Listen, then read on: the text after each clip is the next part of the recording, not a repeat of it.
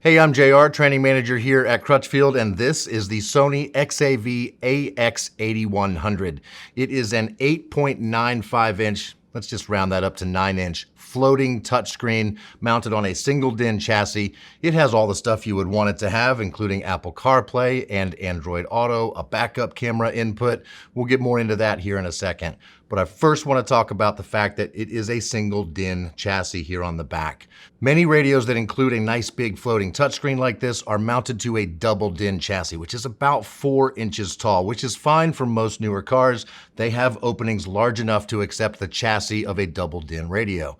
However, if you have an older car, for example, I used to own a 93 Ford Bronco, that has a single DIN opening on the dash. There is no fitting a double DIN in there without major modifications.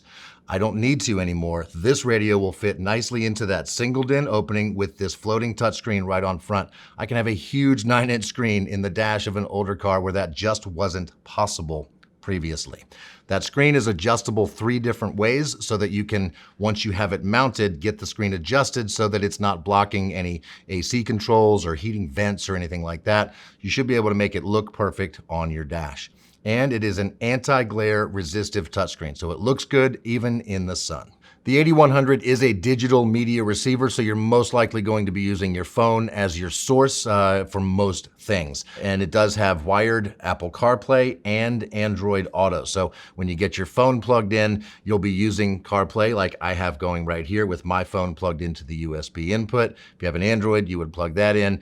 And basically that would give you access to play all the music from the apps you have on your phone, do voice texting, make and receive phone calls, use Google Maps or Apple Maps, all the cool things you can do with CarPlay and Android Auto. They are really the safest way to integrate your phone with your driving experience.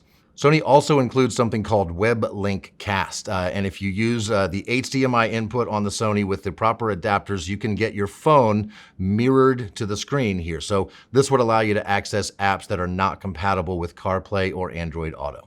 So as far as inputs go, there's a USB input, an HDMI input, there's a backup camera input so that your backup camera will look nice and big and beautiful on a 9-inch screen in your dash. There is also an input for a Sirius XM tuner, so if you do subscribe to satellite radio, you can get all of that goodness on the screen as well. As far as outputs go, there are 5-channel, 5-volt preamp outputs so that you can feed good, strong preamp level signal to whatever separate amplifiers you may want to use to power your speakers or subwoofers in your car.